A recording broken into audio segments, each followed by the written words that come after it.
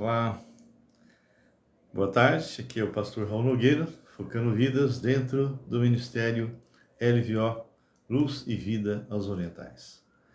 Mais uma quarta-feira, mais uma live. O nosso tema hoje, o crente será julgado? E se há, o que realmente, se ele for julgado, que tipo de julgamento seria? Então nós vamos estar trabalhando com isso agora.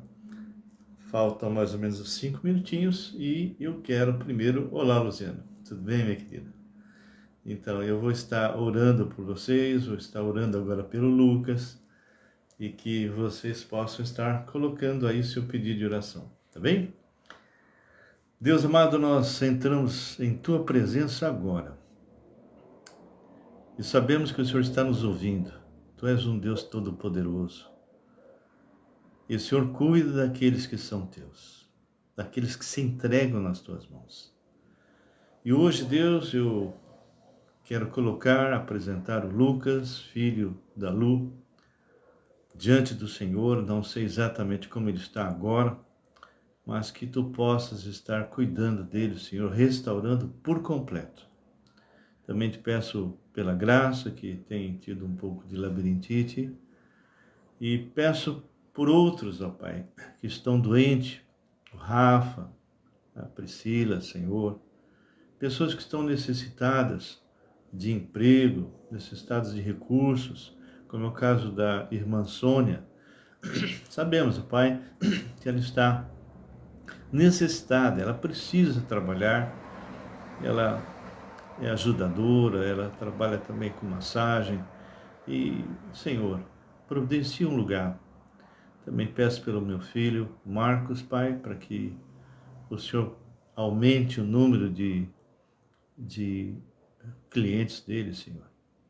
Que Tu possas estar realmente agindo de maneira sobrenatural. Ele tem se atualizado, tem realmente crescido muito na área, Deus, como gestor de tráfego, Senhor. Então, nós pedimos, Pai, que o Senhor esteja abrindo portas, mais e mais. E que aqueles contatos que Ele tem feito possam realmente se concretizar. Também, meu Deus, eu te peço pela Paulinha Tsai, que o Senhor continue tratando dela. Pedimos ao Pai pela Rebeca, do Evaldo e outros irmãos em Cristo que têm passado problemas, dificuldades. Pedimos também pela minha sobrinha, com respeito ao novo trabalho que ela está tendo, a um ponto que ela abriu, que Tu possas estar realmente abençoando ali ela e a minha cunhada, Senhor. Seja com todos os que vão entrar na live agora às 17h30 e que o Senhor possa estar agindo poderosamente, Deus. Também nós colocamos outras pessoas para que o Senhor cuide. Nós entregamos, a Pai, essas vidas nas Tuas mãos, em o nome do Senhor Jesus. Amém e amém. Luiz Francisco, bem-vindo. Um homem idoso sentava na praça às tardes. Uma tarde ele sentou ao lado de um homem, lendo a Bíblia, e observou que vinha outro homem com a Bíblia na mão. O idoso convidou para sentar com eles, e o homem sentou. O idoso disse: aqui tem 2 irmãos na fé. E perguntou aos 2: vocês são da mesma igreja? Disseram: não.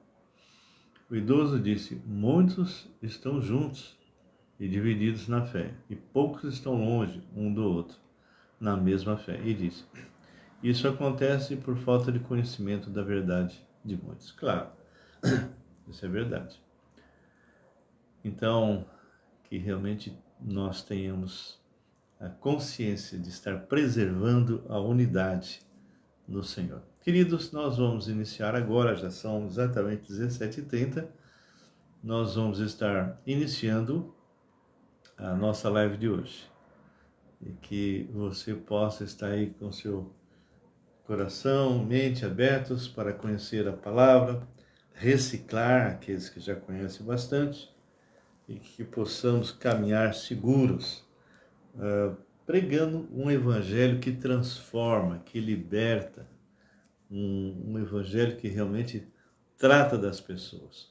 Nós estamos aqui com o Eduardo, que faz um trabalho maravilhoso lá no Peru, um missionário que realmente tem me deixado muito alegre pelo que ele tem feito. Ele precisa de missionários lá, ok? O José Viana, Eduardo, para mim, né, Eduardo? Ele está precisando de recursos financeiros também, e ele tem feito um trabalho lá. Então, se você sentir o desejo de contribuir com a vida dele, faça isso. Faça isso. Ele realmente vai se alegrar. Se você tem chamada e gostaria de trabalhar também com ele, entre em contato, tá bom? Quem precisar, ele pode, o Eduardo, José Viana, pode colocar o telefone dele aí. Boa tarde, Elias. Oh, uau, que bênção. Nossa, que bênção. Muito bem. Espero que tudo esteja bem por aí, Elias. Tá bem? Que Deus abençoe a Marisa, o resgate. Tá? Vocês estão fazendo um trabalho tremendo também. Boa tarde, Ângelo. Que Deus abençoe você, Ana. Eu sei que vocês vão passear. Então, um grande abraço a vocês. Queridos, abram no capítulo 6 de 1 Coríntios. Nós vamos estar iniciando uma série dentro do capítulo 6. Tem uma série de coisas que nós vamos estar explorando, ok? Hoje nós não vamos terminar, mas esse tema que nós colocamos, a pergunta, os crentes serão julgados? E por que eu faço essa pergunta? Porque vira e mexe, eu ouço pregadores, até pregadores sérios. Eu não entendo como que eles passam batido em cima de certas passagens, tá? Pregadores sérios. E falam que todo crente será julgado. Bem, nós sabemos, aqueles que creem, que nós seremos arrebatados antes da grande tribulação, que é o meu caso, e entrará então o período de 7 anos, que é a última semana de Daniel, onde nos primeiros 3 anos e meio, o anticristo, falso Messias, vai estar governando o mundo de uma forma boa, tranquila, suprindo, vamos dizer assim, as necessidades das pessoas, e vai até conseguir levantar o terceiro templo de Israel. E o povo de Israel vai se alegrar, porque eles estão aguardando o Messias desesperados e vão receber esse falso Messias e vão adorá-lo. E lá na terra, em Israel, vai se levantar um falso profeta que vai apontar para o anticristo, dizendo que ele realmente é o Messias. E esse Messias vai estar fazendo sinais, prodígios, etc. O fato é que depois que o templo for construído e todas as peças do templo hoje já estão praticamente prontas, tá? Eu só desconheço a arca, né? Não sei exatamente, eu não vi a arca, mas as outras peças eu vi todas elas. As roupas do sacerdote, sumo sacerdote, levita, enfim, tudo isso está pronto, não é? A menorá, né? Enfim, que é o candelabro, tudo está pronto, prontinho. E eles vão realmente adorar esse falso Messias. Só que depois que o templo começar a funcionar, esse falso Messias, é só você dar um passeio em Daniel, dar um passeio também em 2 Tessalonicenses, ele vai fazer parar o sacrifício que normalmente é feito a Israel, melhor dizendo, que é feito ao Senhor, né, em Israel. Todo sacrifício que é oferecido ao Deus da vida, ele vai parar, porque ele é que quer ser reconhecido como Deus. E no final, na segunda parte, porque na primeira parte terão duas testemunhas do Senhor que vão estar pregando, confrontando o mundo inteiro. E no final dos 3 anos e meio, as duas serão mortas. Eles confrontavam tanto o povo que, quando eles morrem, as nações trocam até presentes entre elas, né? Tipo, esses dois chatos já foram embora, né? Só que o Senhor faz com que eles revivam e eles realmente são recolhidos para o céu. E, e aí o pessoal fica todo apavorado, né? Na segunda parte, 144 mil israelitas, 12 mil de cada tribo, menos da tribo de Dan, que é substituído por um dos filhos de José, Manassés, vão estar pregando o evangelho do reino. As pessoas sempre falam, está sendo pregado o evangelho do reino. Não, não, não, não. Está sendo pregado o evangelho da graça, e quando o Senhor Jesus Cristo realmente estiver para voltar fisicamente, onde todo olho verá, esse período é o período em que será pregado o evangelho do reino. Hoje estamos pregando o evangelho da graça.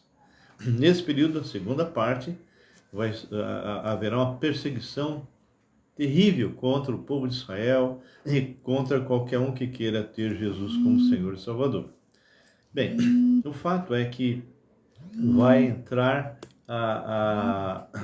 vamos dizer, o período que nós chamamos de milênio. Olá, Camila, Marisa, bênção.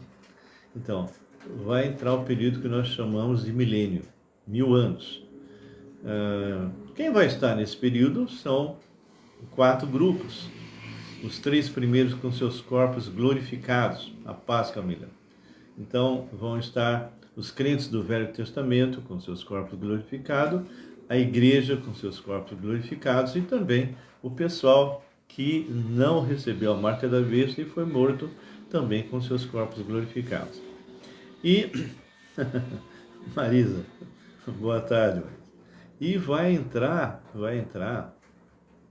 o pessoal que conseguiu sobreviver, perseverou até o fim, não foi morto, não recebeu as marcas da besta.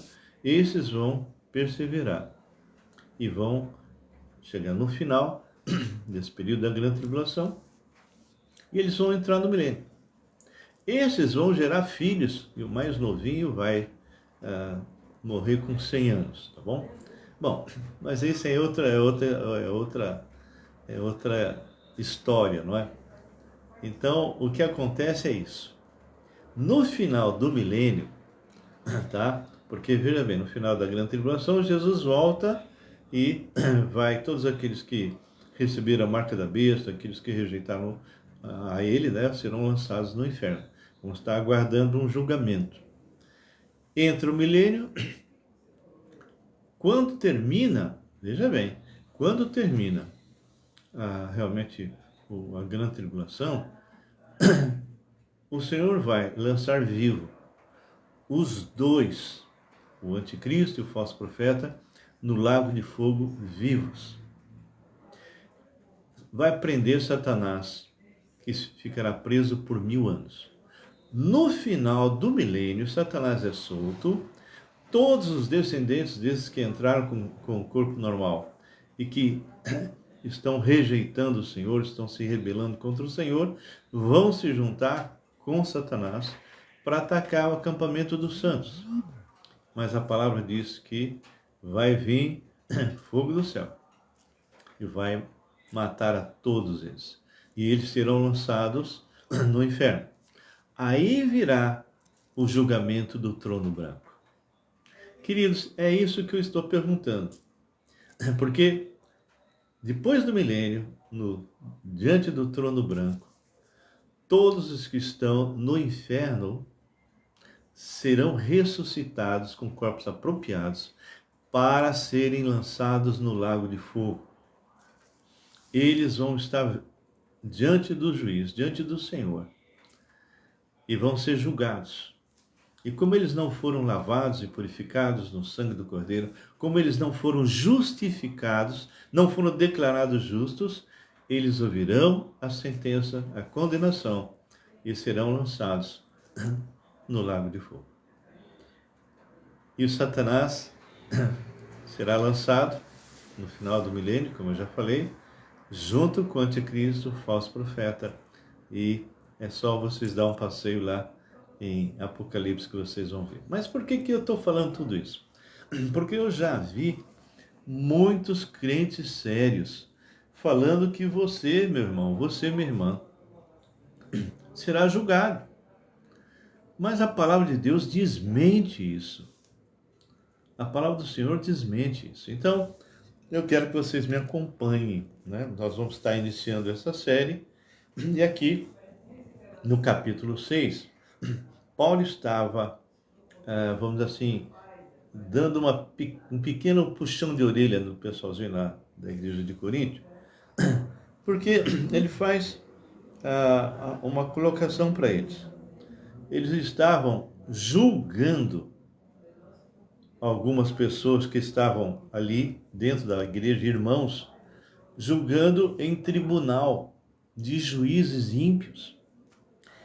E Paulo fica indignado com isso. Olha o que ele vai escrever. Capítulo 6, versículo 1. Aventura-se algum de vós, tendo questões contra outro, a submetê-la a juízo perante os injustos, ou seja, levando para tribunal dos incrédulos, né? E não perante os santos, ou seja, vocês estão resolvendo demandas que são entre dois cristãos, indo fora da igreja. Ou não sabeis, olha agora, anota isso, eu já falei tantas e tantas vezes, e as pessoas parecem que esquecem. Coloca isso numa parede, põe isso marcado na sua Bíblia, por favor.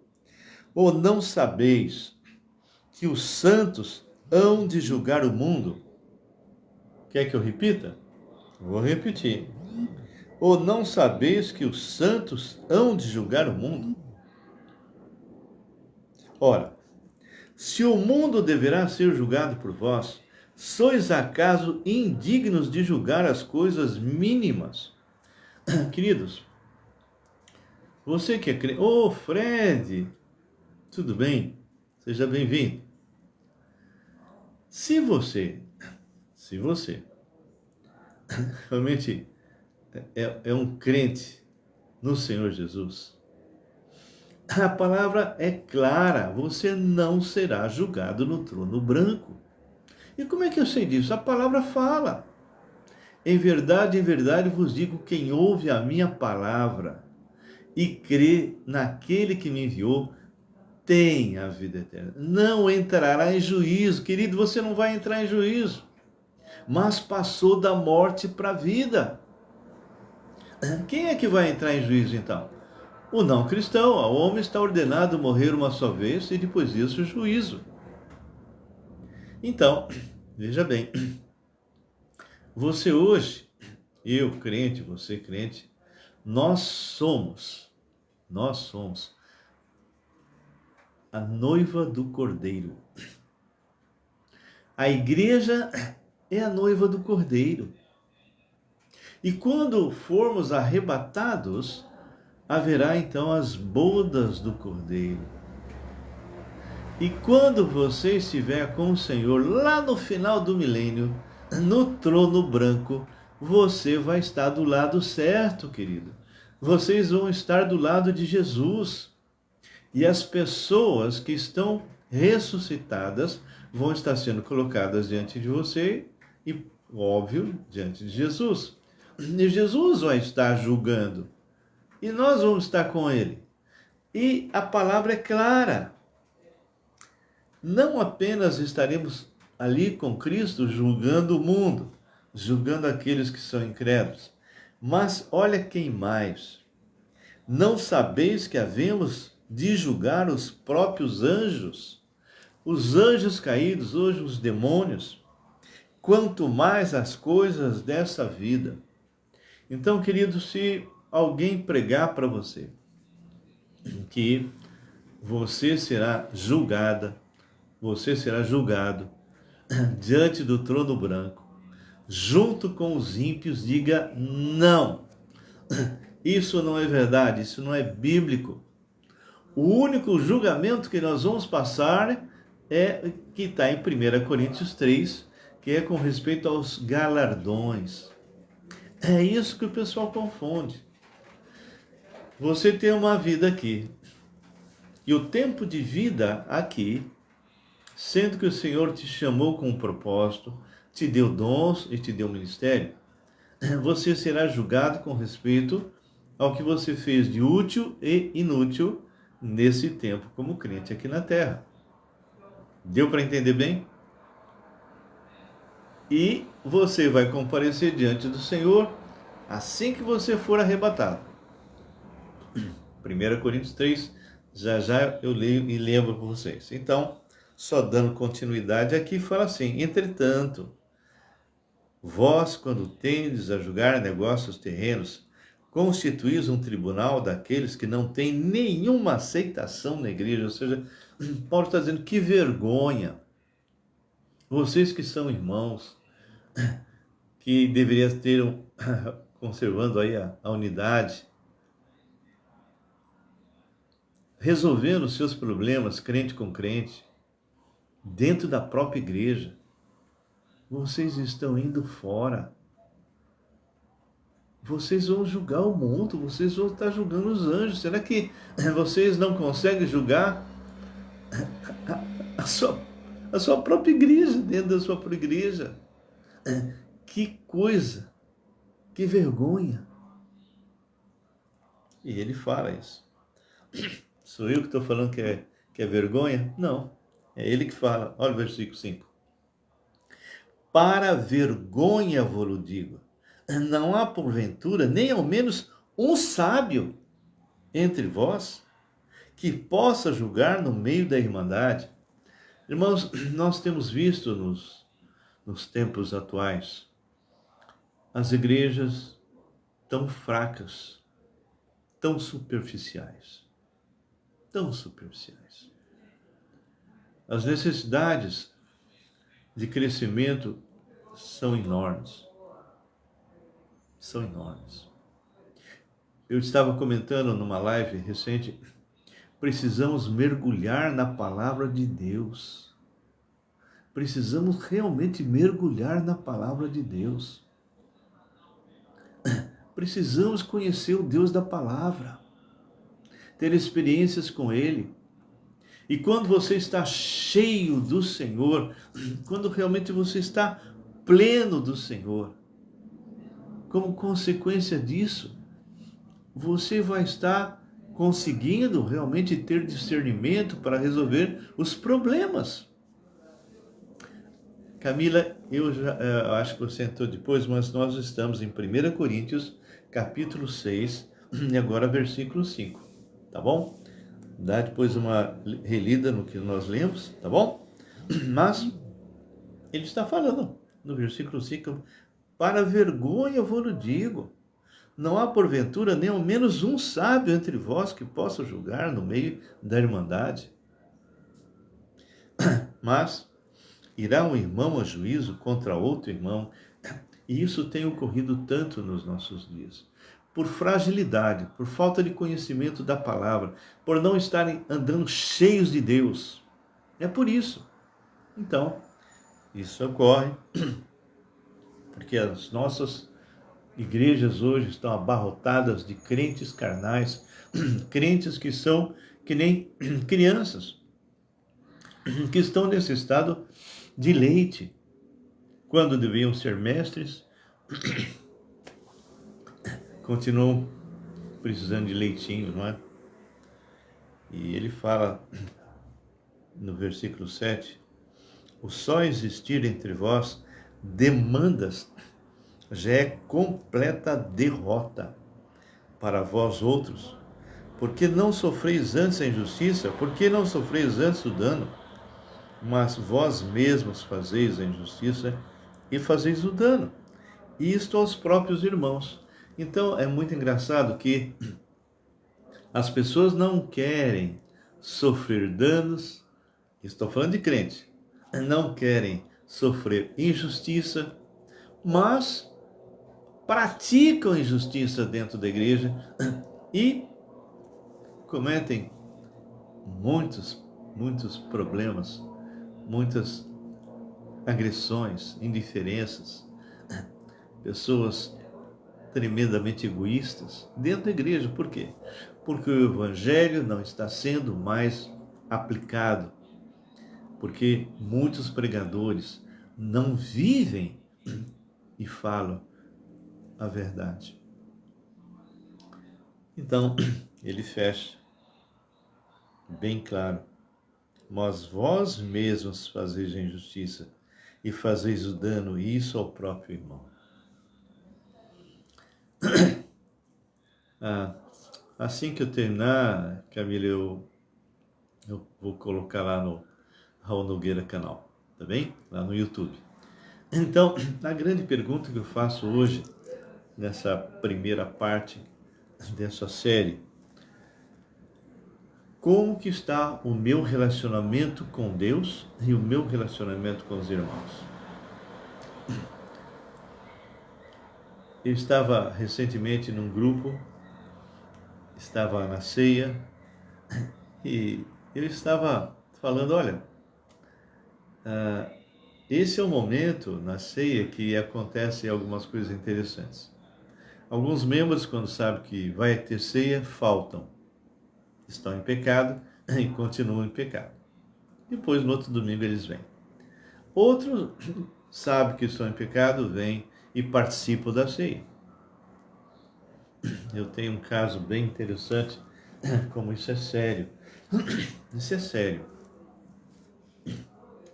Nós temos que entender que o momento da ceia, que é o memorial, é o momento em que você tem que se arrepender dos seus pecados e confessar os seus pecados. Porque em termos de pecado, todos eles já foram perdoados na cruz, todos. Assim que você aceitou Jesus Cristo como seu Senhor e Salvador, você foi perdoado, desde o primeiro pecado que fez até o último que você vai fazer. O Senhor Jesus recebeu nele todas as tuas sujeiras e morreu a tua morte e ressuscitou. Então, quando eu peco hoje, eu quebro a comunhão com o Pai, abro portas para os demônios virem sobre mim. Então eu tenho que fechar isso. E como eu fecho? É quando eu chego na presença de Deus e: Senhor, ó, eu fiz isso, eu fiz aquilo, me arrependo. Entendeu? Me aproprio do perdão que o Senhor já me deu com respeito a esse pecado. É a respiração espiritual, meu querido, minha querida. Eu sempre tenho batido nisso porque é importante, algumas pessoas não sabem. Da mesma maneira que você joga para fora o gás carbono espiritual, o gás carbono real, que é veneno, e respira o oxigênio, você também tem a mesma prática no mundo espiritual. O seu gás carbono espiritual chama-se pecado. E você tem que exalar, jogar para fora e ser cheio do Espírito Santo, conforme você vê lá em Efésios 5. E como jogar para fora esse gás carbono espiritual? Peça para Deus trazer na tua mente. Pega um caderno, escreve 3 listas. Pessoas que realmente você precisa pedir perdão. Você ofendeu. Pessoas que você precisa perdoar. Você sofreu injustiça. E pecados que só você e Deus conhecem. Só que antes de você querer liberar perdão para o teu irmão, ou você ir lá pedir perdão, primeiro você tem que acertar com Deus. Porque quando você pecou contra o teu irmão, você pecou contra Deus. Então não adianta você acertar com o seu irmão primeiro, não. Chega para o Senhor e diz: Senhor, eu agredi verbalmente aquele meu irmão, a minha esposa, meu filho. Eu confesso, me arrependo disso, Senhor. Me aproprio do perdão que já tenho na cruz. E aí, você vai lá e fala com teu irmão, com a tua esposa e pede perdão para eles. Você foi injustiçado? A palavra de Deus diz que se o amor não cobrir multidão de pecados, mas se você guardou no seu coração raiz de amargura, ira guardada, raiva, ódio, não adianta você querer liberar perdão. Primeiro você tem que acertar com Deus. Senhor, eu sinto ódio do meu irmão, da minha esposa, do meu filho, sei lá, meu amigo, do pastor da igreja, eu sei. Porque ele fez isso, ele foi injusto comigo. Então, eu me arrependo de estar carregando isso. Ângela, é verdade, fez isso na aula. Depois você conversa, depois você explica um pouquinho melhor para o pessoal aí. Fer Amâncio, seja bem-vindo vocês dois. Então, quando você chega para Deus, liberta, dói. Ah, ok. Ok. Então, quando você chega para o Senhor e fala para Ele, olha, Senhor, eu estou com profunda raiz de amargura contra fulano, porque ele foi injusto comigo, mas sei que isso é pecado. Então, Senhor, eu me arrependo disso. Arranca do meu coração esse sentimento. E aí demonstra amor para aquela pessoa, libera perdão. Tá bem? Agora, essas listas não é para fazer como uma vez eu fui dar um treinamento de evangelismo numa igreja e eu deixei eles fazendo nessa prática, né? Voltei no outro dia e quando eu voltei no outro dia eles vieram correndo, que legal, nós queimamos o pecado no fogo. Não, querido, essa lista é só para vocês lembrarem, é só para lembrar, porque quem perdoa o pecado é Deus, é Jesus, tá bem? Então não faça isso, isso é misticismo, tá bem? Então, quando você fizer essa lista, tem uma a mais, pecados que só você e Deus conhecem.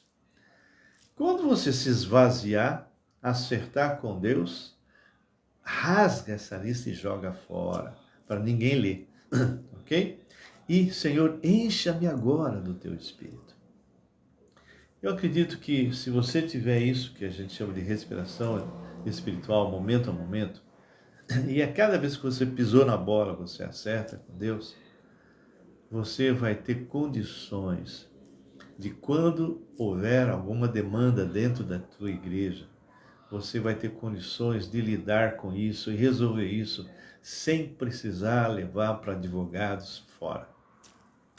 Uma igreja cheia do Espírito é uma bênção, porque vai inclusive atrair aqueles que não são cristãos.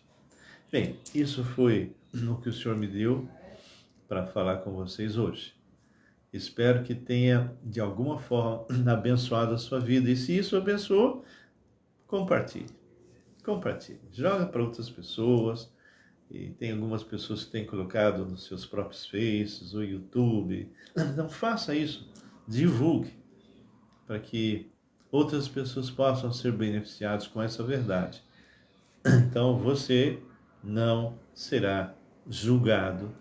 Porque você, como esposa do Cordeiro, vai estar do lado do juiz, junto com ele. E aí sim, aqueles que estão no inferno vão ressuscitar, vão estar passando diante do Senhor, ouvindo a sua sentença e sendo lançado no lago de fogo. Você não, você não. Você vai estar simplesmente sendo julgado com respeito ao que você fez de bom ou não durante o tempo que você está aqui. Se você usou ou não os seus dons, se você está cumprindo o seu ministério. Amém? Dá um passeiozinho em 1 Coríntios capítulo 3, que ali fala que quando nós estamos aqui, nós passaremos nas mãos do Senhor, e eu quero fechar com isso. Abram comigo no capítulo 3. E aqui você vai perceber que Paulo está dizendo que ele tem um fundamento, e esse fundamento chama-se Jesus. Ele usa a figura de um edifício, não é? Então, no capítulo 10, ele diz assim, capítulo 10 não, no capítulo 3, 1 Coríntios 3, versículo 10. Segundo a graça de Deus que me foi dada, lancei o fundamento como prudente construtor, e outro edifica sobre ele. Então, ele era apóstolo, está lançando as bases da doutrina.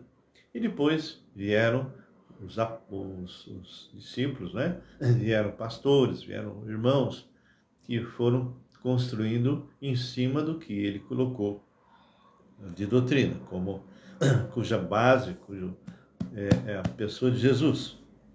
Porém, cada um veja como edifica, porque ninguém pode lançar outro fundamento além do que foi posto, o qual é Jesus Cristo. Então, Jesus é o nosso fundamento e a igreja, as paredes, tudo está sendo erguida exatamente sobre esse fundamento.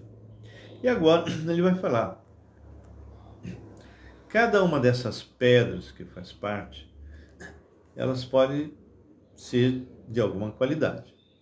Versículo 12 diz, contudo, se o que alguém edifica sobre o fundamento, ou seja, sobre Jesus, é ouro, prata e pedras preciosas, coisas que não se queimam, não se destroem, ou madeira, feno e palha, manifesta se tornará a obra de cada um, pois o dia demonstrará, porque está sendo revelada pelo fogo. Fogo é juízo. E qual seja a obra de cada um, o próprio fogo provará. Diné René, seja bem-vindo. Se permanecer a obra de alguém, ou seja, que era de ouro, prata, pedras preciosas, se permanecer a obra de alguém sobre o fundamento, isso significa que essa pessoa, durante o tempo que estava aqui, ele foi útil nas mãos do Senhor, não é? Então ele fala, se permanecer a obra de alguém que sobre o fundamento edificou, esse, e somente esse, receberá galardão. Se a obra de alguém se queimar, se ela for madeira, feno e palha, ou seja, foi um tempo inútil da pessoa aqui na terra, sofrerá ele dano. E aqui fica claro que aqueles que foram salvos são salvos para sempre. Eles foram lavados e purificados no sangue do Cordeiro, e a salvação não depende dos seus méritos, não depende daquilo que ele fez ou deixou de fazer, porque senão viraria uma mera religião. Jesus o salvou mesmo, a salvação é plena, completa, não foi feita uma meia sola, que alguém precisa dar uma mãozinha. Não, Jesus fez a obra completa. A partir daí, conforme Efésios 2:10, você vai andar em boas obras preparadas pelo Senhor, como consequência da salvação, não para ser salvo ou para manter a salvação.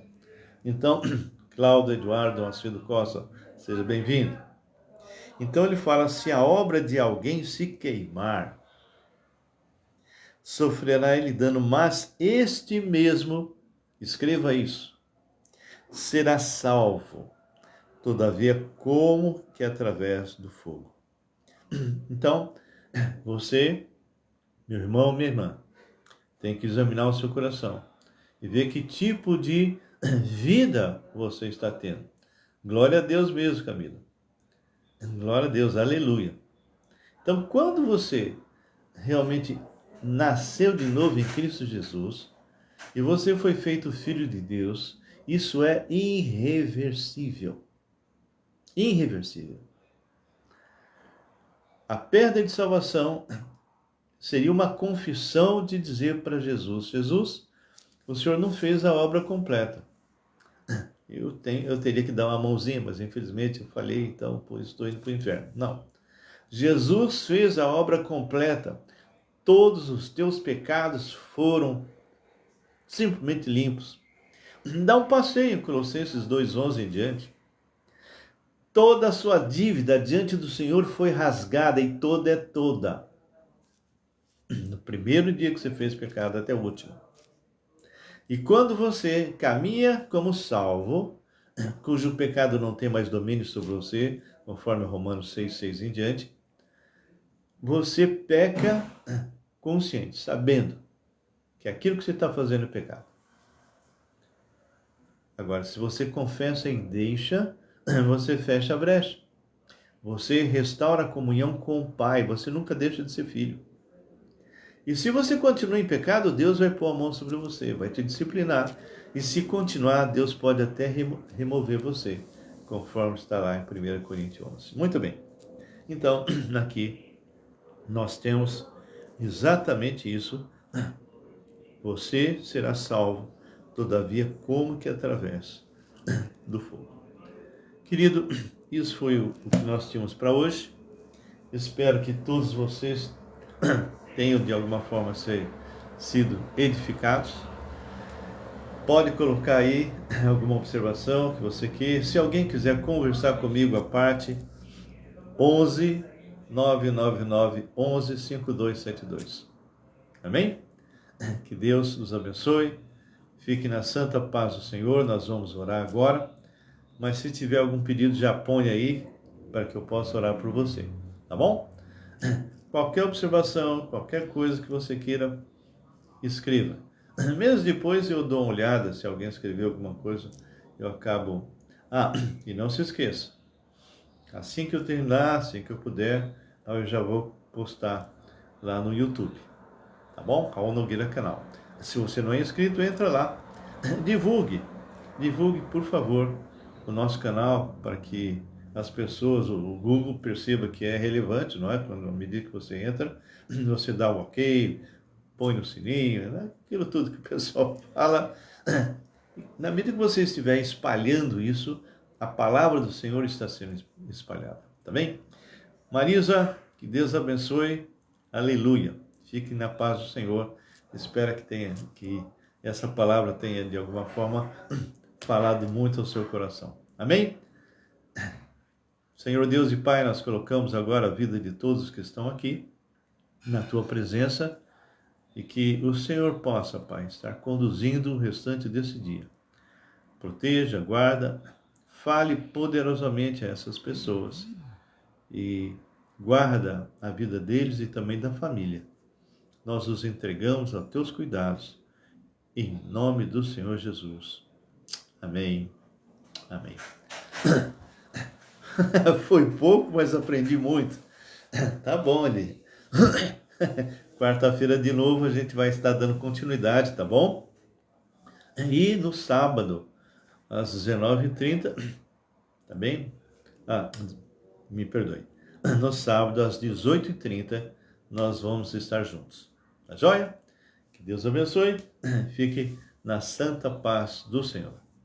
Bye, bye.